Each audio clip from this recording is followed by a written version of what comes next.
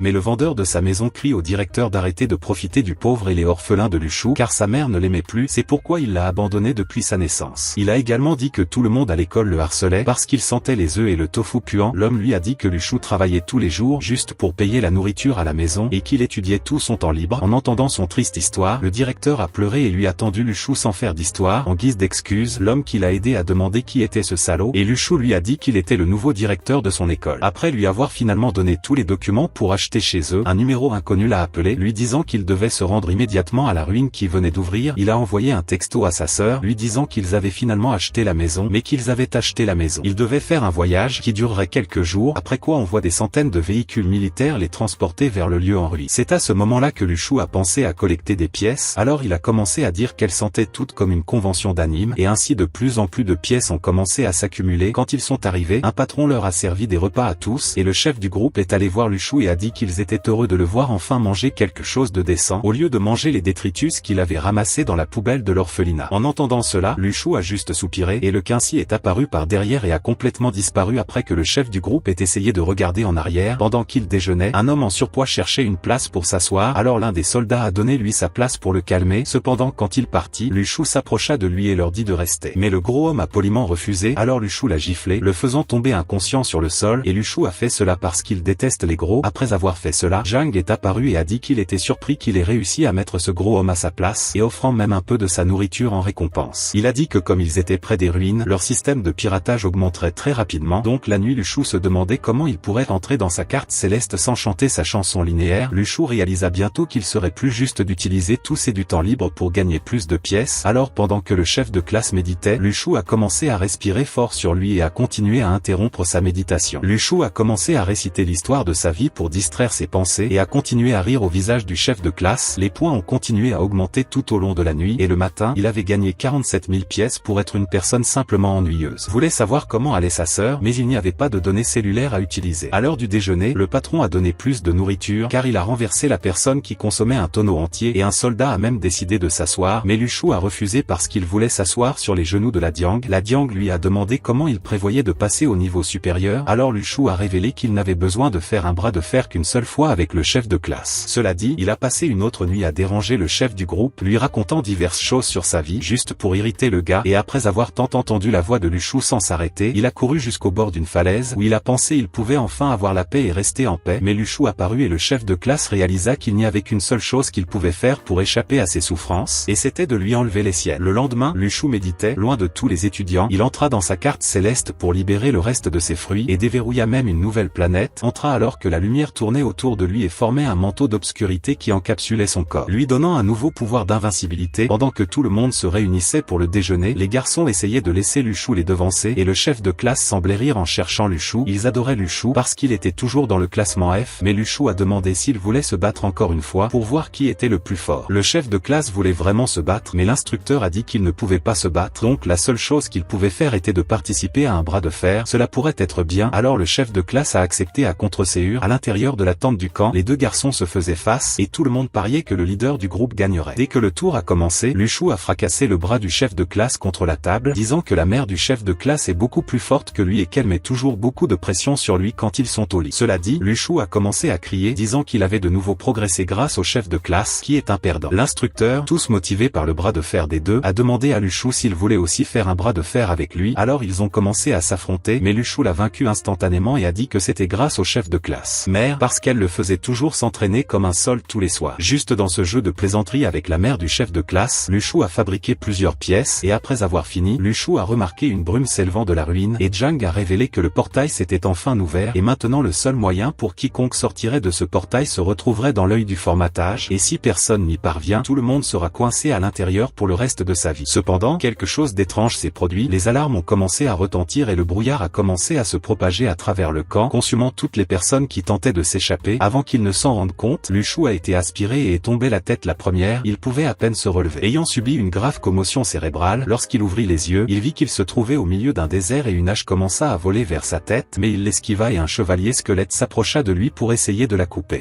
Cependant, Luchou a réussi à attraper sa hache et à le renverser, lui brisant tous les os. Après avoir vaincu le squelette, Luchou a décidé d'escalader un rocher géant pour avoir une meilleure vue de son emplacement, et il se demandait également où tout le monde était allé. Cependant un bras a commencé à sortir du sol, alors il a sauté et a commencé à s'enfuir, et les autres squelettes ont pu l'attraper, et après qu'il ait réussi à s'échapper, un groupe de 4 étudiants sont venus en courant vers lui, disant qu'il devait courir s'il ne voulait pas perdre la vie. Il a vu un de ses camarades de classe sur le point d'être dévoré par le zombie, alors Luchou a couru pour lui couper la tête et a commencé à abattre tous les zombies qui se trouvaient sur son chemin, mais alors qu'il était distrait, un zombie lui a sauté dessus. Il se mordait presque le cou, au lieu de l'aider, les autres étudiants avaient trop peur pour le sauver, alors Luchou s'est battu pour battre le zombie par la force, puis a écrasé le crâne du zombie. Alors qu'il revenait vers eux, ils l'ont supplié de rester et de les protéger, mais il a dit à tout le monde qu'il n'aiderait jamais un connard qu'il avait abandonné, et juste à cause de leur attitude de l'abandonner, il n'aiderait personne d'autre, il veut que tout le monde meure. Sur ce, il a laissé tomber sa hache et a dit qu'ils étaient seuls. Mourir ou survivre, tout dépend d'eux. C'est à ce moment-là qu'une fille s'est énervée parce qu'il ne l'avait pas aidé, parce que s'il l'avait fait, Luchou les aiderait maintenant, Quelques jours plus tard, Lu Shu a renversé un zombie puis a utilisé des acrobaties pour vaincre 5 autres qui se trouvaient sur son chemin avec l'épée qu'il a obtenue. Et quand l'obscurité approchait, il grimpa aussi haut qu'il pouvait pour garder le terrain élevé, mais en chemin, il aperçut le gentil officier qui lui offrit sa chaise et l'homme était malheureusement mort, alors il continua à courir. Pendant que les vautours dévoraient son cadavre, la journée la fut de courte durée et la nuit arrivait trop vite et tandis qu'il marchait, une fusée éclairante apparut. Alors il sauta vers le ciel pour le renverser et se dirigea rapidement vers celui qui utilisait la fusée. À l'intérieur d'un ravin il vit un homme tenant cette fusée, mais il savait qu'aucun élève ne l'avait reçue. De plus son système révéla que le nom de l'homme n'était que des chiffres au lieu de lettres. Alors il sursauta et se demanda si cet homme était un espion. Il s'avère qu'avant que le brouillard ne dévore tout le monde, un groupe d'espions avait chargé leurs fusées éclairantes et le gars devant Lu Shu était l'un d'entre eux, mais Lu Shu avait mis en colère chaque personne dans l'école, mémorisant ainsi le visage de chaque professeur et tous les étudiants, et il savait que ce type n'était définitivement pas l'un d'entre eux. Alors il était sur le point de commencer son petit bal en échange de pièces. Au fur et à mesure que la nuit avançait, il continuait à gagner des points rien qu'en regardant le gars. Alors l'homme a fini par essayer de se présenter comme Chang. Cependant Lu Shu a dit qu'il n'avait jamais rencontré une personne aussi laide. Alors Chang a essayé de demander s'il pouvait voir l'épée qu'il a ramassée. Cela dit, les deux ont commencé à marcher lentement l'un vers l'autre. Cependant, avant de pouvoir le ramasser, Lu Shu l'a retiré et a dit qu'il l'utiliserait pour pénétrer la mère de Chang plus tard. C'est à ce moment-là que Chang a dit que sa mère l'avait trouvé l'année dernière et avait essayé de s'enfuir, mais Lu Shu s'est excusé et a promis de le surveiller pour s'assurer qu'il était en sécurité, ce qui l'a encore plus mis en colère. Oui mes amis, Lu Shu avait trouvé sa nouvelle victime pour cultiver ses pièces, et il savait qu'il n'avait aucune chance de laisser cet homme s'échapper. Il continue de se courir après, et Chang est choqué par le fait que Lu Shu ait réussi à en le suivant. De nulle part, d'autres zombies ont commencé à émerger de la terre et à les encercler, et Chang a vu cela comme une opportunité d'échapper à Lu Shu, mais a été choqué que Lu Shu soit toujours derrière lui. Alors il a dit à Lu Shu de lui remettre son épée, afin qu'il puisse les protéger, mais alors qu'il courait pour sauver leur vie, Lu Shu pensait que c'était le moment idéal pour récolter plus de pièces. Alors quand Chang se tourna pour récupérer son épée, Lu Shu l'attrapa et fit semblant d'avoir peur de se retrouver sans épée. Lorsque 3 zombies l'ont entouré, Lu Shu a poussé Chang au sol et a commencé à courir. L'un des zombies a essayé de mordre Chang, mais il a utilisé un couteau de poche pour éliminer ses ennemis et a commencé à courir pour sauver sa vie. Et quand Lu Shu a commencé qu'il était enfin loin de lui, il l'entendit arriver au coin de la rue, le fixant, puis Lu Shu commença à faire semblant d'être essoufflé. Et c'est alors que Chang commença à s'approcher d'eux, condamnant son arme, et Lu Shu lui dit de trouver un endroit où il pourrait se reposer pour la nuit. Alors Chang décida de ranger le couteau, et ils coururent vers la colline de Gajia après avoir grimpé. Ensemble, Lu Shu s'est demandé qui était cette personne, mais s'est rendu compte que c'était l'occasion parfaite de commencer à gagner encore plus de pièces, ou un gars ennuyeux devant Lu Shu a commencé à faire semblant qu'il dormait fermé, tout cela pour lui faire peur, pendant qu'il essayait d'éliminer furtivement. Bientôt, le jour s'est levé et Lu Shu a réussi à gagner 30 000 pièces avec ce type, mais il a commencé à avoir faim, n'ayant pas beaucoup mangé ces derniers jours. Alors il s'est levé et a dit qu'il chercherait quelque chose à manger, et quand Chang ne pouvait plus le voir, Lu Shu commença à manger son tofu malodorant et décida de revenir par le chemin opposé à celui dans lequel il était entré. Et quand il a vu Chang allongé à sa recherche, il a décidé de tester la force du sang, et le pauvre Chang,